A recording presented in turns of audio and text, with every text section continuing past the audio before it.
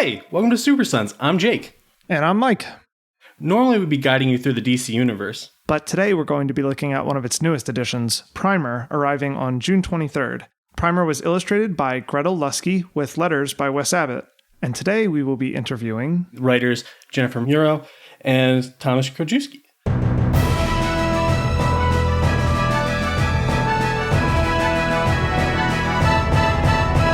All right, how are you two today?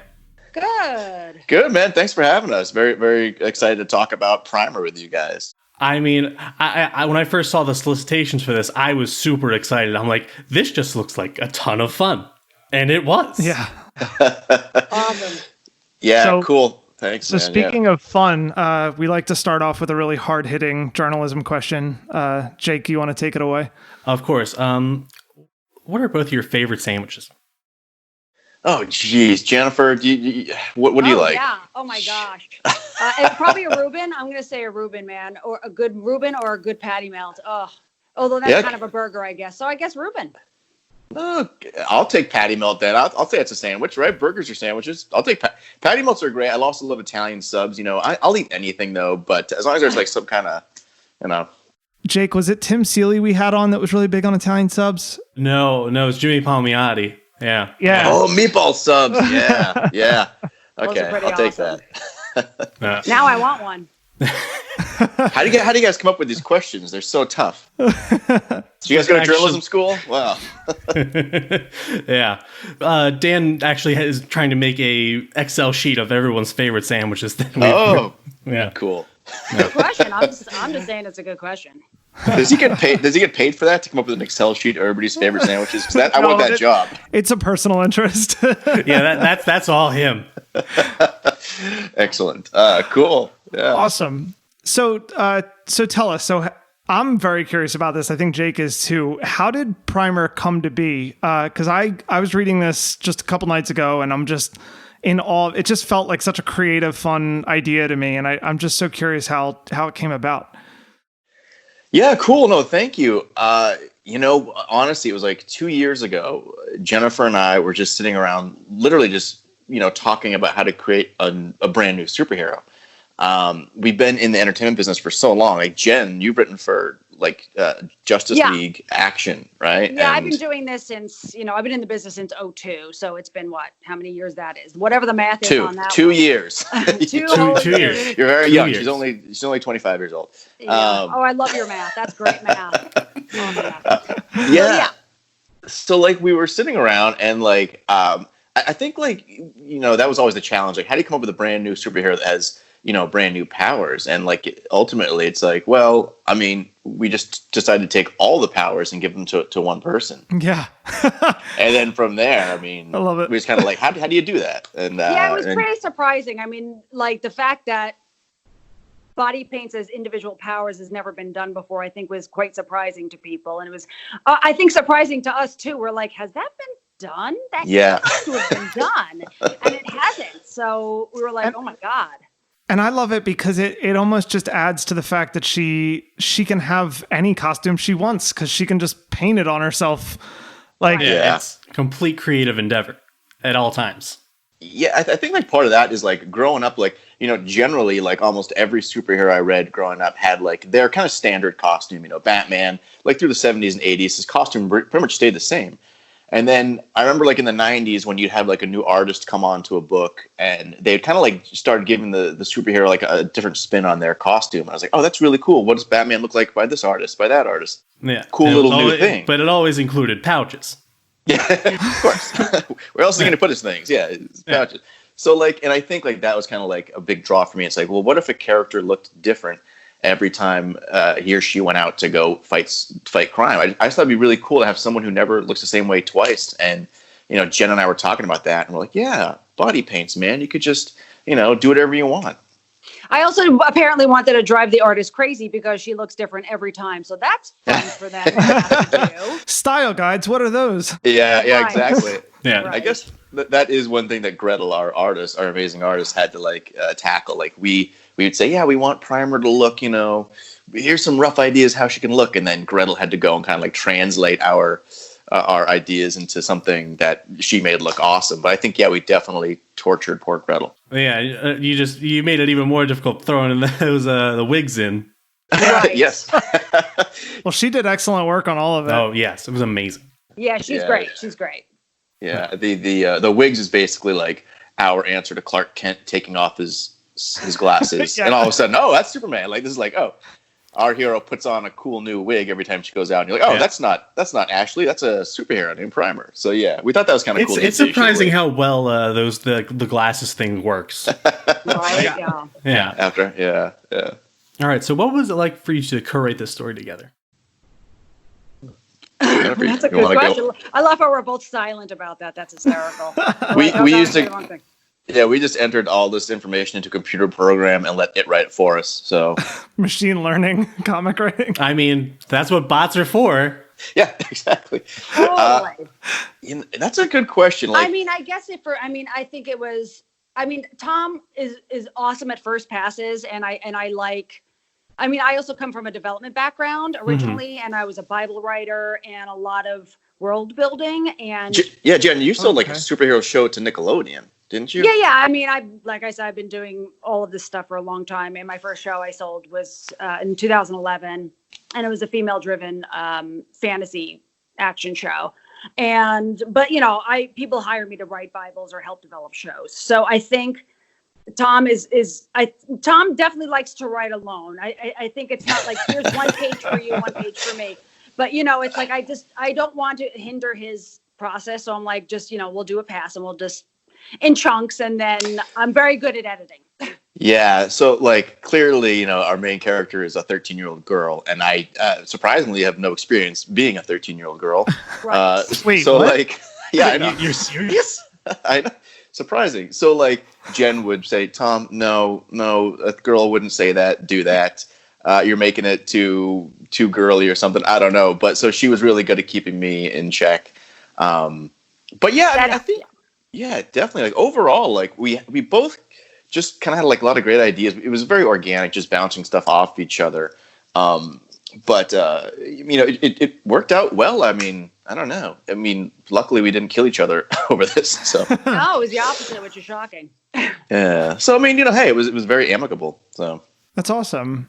So when you guys created Ashley, were there like defining characteristics that you felt were important for her to have? Did that kind of develop organically as you made the character more, or were there things right at the start you knew that you wanted her to have be a part of her character? Well, like I think Jen had brought up a good point, like when we were talking about this about body shape, right, Jen? Yeah. Do you want to elaborate? I was about to ask the same question. Yes. No, go ahead, Tom. Go ahead. Well, I was just gonna say it's like I mean personally, like for me growing up, having like all like the white male like superheroes I could look up to like in the movies, they always had like these perfect bodies, right? They were jacked and cool. And I was like, that's awesome. I could grow up to be like that. And then I realized I couldn't really grow up to be like that because that's not my body type. Hey, I'm 5'7". I feel you. Okay, so you and I are the same then. Yeah. So it was just kind of like, I think like it made me feel like, oh, some superheroes just aren't necessarily realistic in a way. Their bodies are unattainable. So we kind of wanted to create a character that is much more real life-y. Like this Ashley, our main character. Yeah, go ahead, Jen. No, I'm just saying, like a 13-year-old girl, she still hopefully has some baby fat on her, and that it's just normal, and not everybody is super skinny. And, maybe 2 books from now, she'll be super muscly, or because she's running around like crazy. Yeah. But, I mean, I don't think it should start out that way. That's for sure. And, maybe she never will be, it's nice to have more representation. That's fantastic. Yeah. And like there were some other things we wanted to throw in there too. It's like I personally like lots of fun, positive characters. So the book itself is generally fairly lighthearted, aside from like a little bit of a drama between Ashley and her birth father. So that's something that Jen and I had to kind of talk about. Like we were like, okay, how do we give this character some kind of she can't be too perfect. She has to have something haunting her. So that's what Jen and I had to like talk about and discuss, and that took a while to figure out. And you read the story, so you know what happens. But yeah. But I mean, I think mainly DC was great because I think we had originally given DC a few different like 2-page concepts of what the story could be. And it was, it ended up being vastly different because they gave us a lot of great ideas on like, okay, let's just keep this focused on Primer. We need these elements and these elements. And we're like, okay, let's do that and that. So the original concept of just having a superhero with colored superpower body paints, that was always there. And then organically things changed definitely as Jen and I talked about it and as DC kind of gave us some guidance. But it was all very like fun and nothing ever felt forced. So we were lucky. Mm-hmm. Yeah, I would say nothing about the comic feels forced. Everything felt really natural and organic to me, which was one of my favorite things about it. Cool. Oh, great. Cool. Just dialogue, the way characters interact with each other. It felt real in a genuine way that I look for usually. And I'm not a huge comic reader. Jake could tell you. Yes. Our show is all about getting people into comics that may feel intimidated about getting into comics. And and so I'm here because I'm the sound guy that can do all the technical stuff. But it's been a great. I've had interest in comics, but I've never been on the level that Dan and Jake, our usual hosts, and Jake, who's on now, are. So it's been a great way to be a window for me to get more into this. And books like this are perfect to me for that. Yeah, cool. Thanks. I think that's why, like, when we approached, or when DC came to us and asked us if we had any ideas, and we had this one, I mean, they wanted to put it in their graphic novel line to kind of, I believe, introduce readers who generally don't read comics. The graphic novels are so huge these days themselves that I think it was easy to have a young adult novelist reader, when I don't know how you say it, try to get them to read the graphic novels and therefore kind of introduce them into the world of comics in general. So, I guess we did our job. Yeah. Yeah, exactly. That worked out. You got it. So we had a question. You brought up Ashley's father, and it was later in our list, but we had a question about that. Jake, do you want to take that one? Yeah, of course. Did you see any pushback on including Ashley's flashback scene? Like, how did you find that proper middle ground between making the scene dramatic enough to suit the story, yet acceptable enough for a younger audience? Oh, man. Good question. It's funny. I feel like they were on board with it, and it was surprising. And of course, once the artwork was added, it just punches you in the gut in a lot of ways because it's it destroys you every time I see that. It's got a heavy implication. Yeah, absolutely. And but it's implied. What do you think, Tom? Yeah, actually, DC was super open to it because I think it was somehow, just the right combination of not being too dark for an audience to read, but also have an impact. The only thing that they removed from it was there was supposed to be like a gunshot at the end of the scene when you see young Ashley and she's crying. There's supposed to be like a loud bang, and they removed that, and rightfully so, because they thought maybe it just was unnecessary. You kind of understood what was happening, and you didn't need that, and didn't want to scare away any readers. You got the hint, and that way it won't affect. You know what I mean? I think it's a balance where it won't be scary for anybody, but it's understood. Yeah, and I think I'm a huge fan of like contrast, and I think it's part of the reason I think it hits you in the gut so hard is that the rest of the book is so colorful and fun, and Ashley's such a fun kid. Yeah. And then you see that that's something she went through, and you're just like, whoa, it really hurts when you see it. You feel for her. Yeah, as Jen likes to say, like, what do you say, Jen, about like she has her past, so her troubled past, so she masks it, right? Yeah, I mean, it's like she uses sarcasm and humor to mask some of that kind of pain, which many people do. I mean, Deadpool did in his own way, right? And stuff like that. So obviously in a very different way, but yeah. But that masking with humor. But and also, by the way, if a lot of this stuff didn't happen to her, she still would be a genuinely happy person. I mean, that's who her core is. Yeah.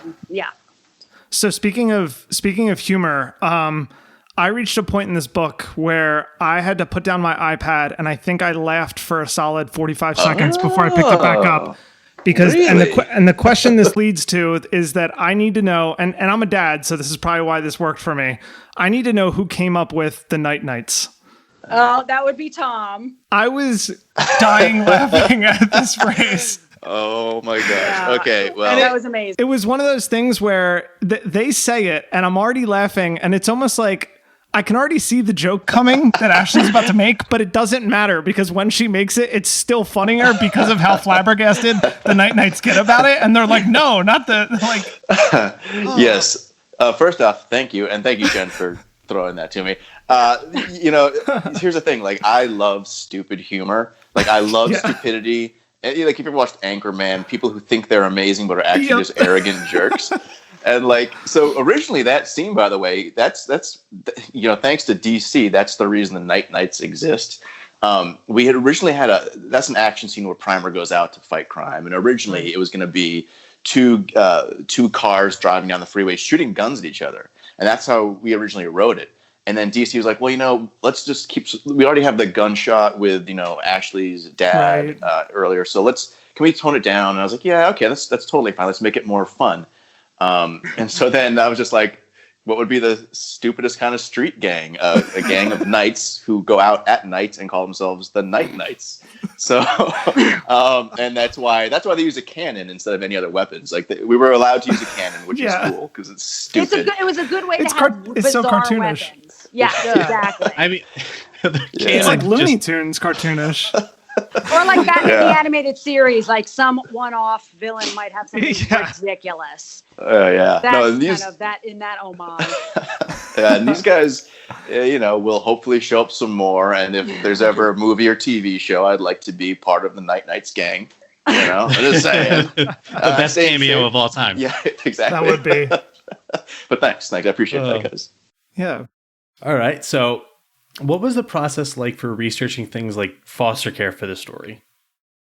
Oh, good question. I had a friend, she used to be my intern at a studio, and she was a foster child who had like a lot of horrible stories, and she was such a good kid. And so when we talked about this, and Jennifer and I were thinking about how to, give our main character kind of a rough life, the foster idea came up, and I went to my friend and asked her, hey, is this realistic? Would you do this? Is this what happens? Do you get interviewed by potential parents? And so like that was the extent of my research because she had so much experience. And that was really important. Us. Yeah. I mean, that was important that we did. We were, because when we were like, okay, maybe we'll do this. I'm like, we cannot do this unless we really research it because I did not want to get this wrong because it would just be disingenuous. So it was really important to us to get personal anecdotes.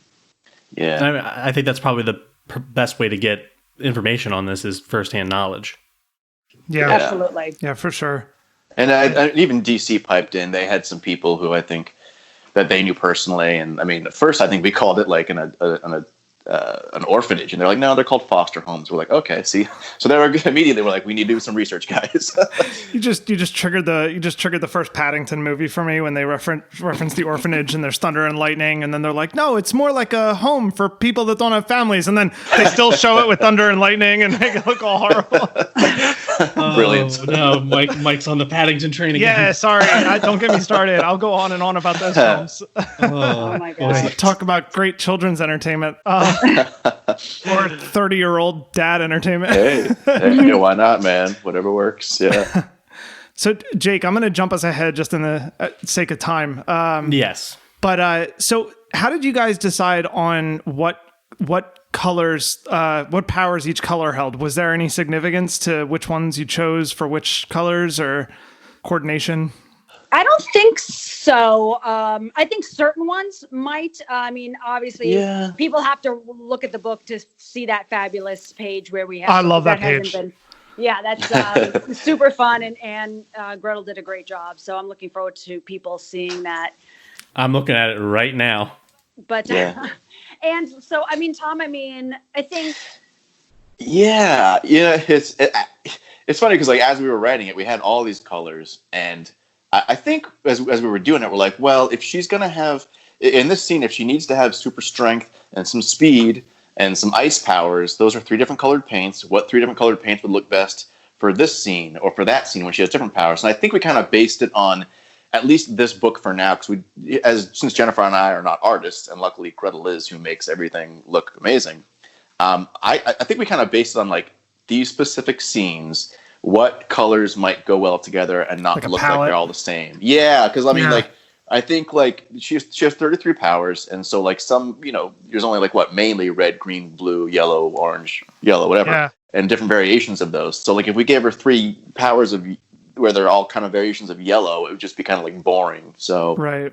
So for No, this I book, think- I think it kind of defined it. Yeah. I think looking at that page, Gretel did a great job, I should say, of being able to, make up 33 different colors, like find 33 different colors that don't all look so similar.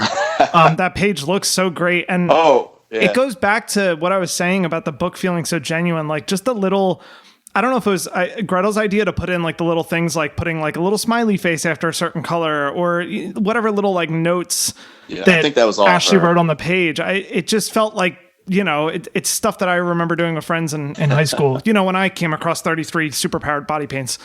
Oh, yeah, yeah. Exactly. I mean, Yeah. I still have my 33 powered body paints. Oh, darn. Nice. So, Yeah. oh, Fun. so It's fun. But Tom, guess I we- think, did you have, I feel like, Tom, did you handwrite your own? And Well, then yeah. get- So, yeah, I mean, all the colors that are listed on that page are actual. Jennifer and I looked up like, okay, what are like every colors you would find in like a marker box, and like that's basically there. You have like Okay. sunshine, day, whatever it is. Like we found like them online, and then, but yes, a lot of those touches in there. We did have a document that had pretty much as it's written, like the power and then each. Or the paint and then each power listed after is pretty much written as in the document that we gave to Gretel. But yeah, she added all those cool little things in there, Right, like the smiley faces and all this other stuff. And so like Gretel made that thing just pop and look so much like Yeah. like The page you was said, so like great. something that you would have 13-year-old done as a boy. teenager. Right. Yeah. Right. Yeah, exactly. So yeah, that's that. Awesome. Yeah. If you could have Ashley meet any other character in the DCU, who would it be and why? Jen, you go ahead. I mean, I love Harley Quinn. I'm a big Harley Quinn fan, like Batman the animated series kind of Harley Quinn, and that would be super fun. But then again, I love her like when she's like good, so it'd be kind of nice to see, just to play with that character. I think they'd be interesting having a conversation.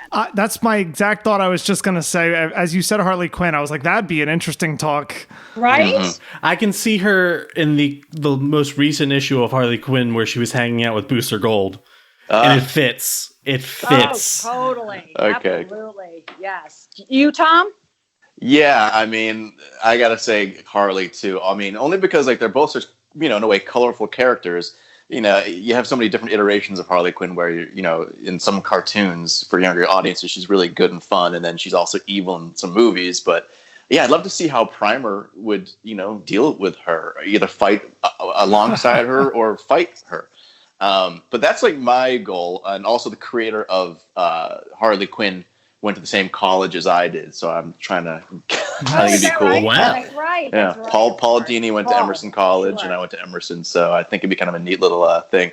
But also, since I grew up loving Batman, I'd love her to see Batman too, because he's so dark, and then she's Yeah. so bright and colorful. That'd be nice hilarious. Contrast. That Yeah. would be hilarious. All right. Mike, do you want to lead the last question? Yeah. So what's the main thing that you both would want readers to take away from this? Oh, for me personally, I think it's just like hope. It's like every time when I was a kid and I read superhero comics, I was like, oh man, okay, there's some good in this world. I can grow up to be a good person and do some good, and that's what I like to think of. So, but Yeah, I Jen? think it's the same for me. It's about finding like your chosen family, Yeah. and making a family that you find you didn't but not necessarily born with it. Yeah, and also like the idea of like just not being. There's a big theme in the book about Ashley feeling she's going to grow up to be a horrible person like her dad, and then she realizes, oh no, my fate is not determined. I can choose to be what I want. I don't have to go by what society might think I'm going to be. So I think Right. that's Yeah, a good message. The section where she stands up to her dad and says, like, I don't have to be this way. I thought that was such a powerful message to send. I mean, the note that I wanted to end on, and I'll let Jake, talk too after this, but like I have an 11-year-old daughter, and Okay, yeah. I read this and immediately I'm reading it and I'm just like, I cannot wait to get my hands on a physical copy of this for her to read, because the fact that you guys did you talked about like representation earlier and body types and there's just so many other little ways that you guys sprinkled in things like that throughout the book that didn't feel tacked on. Like they just felt like a natural part of the story, but it was so nice to just see that. And,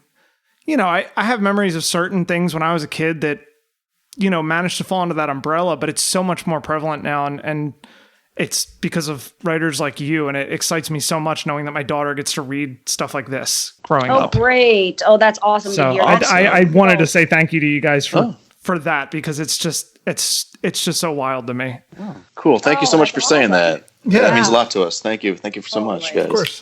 Thank you guys for being on. I mean, you guys put out a stellar book. Yeah. Thank you. Thank you so much. And I can't wait to look at it without the watermark on it. No, that watermark's there on every book. Is it next week? I think it's next week, right? Or I don't know. Yes. Yeah, it's Tuesday, June 23rd. Awesome. So where can our listeners find you guys online?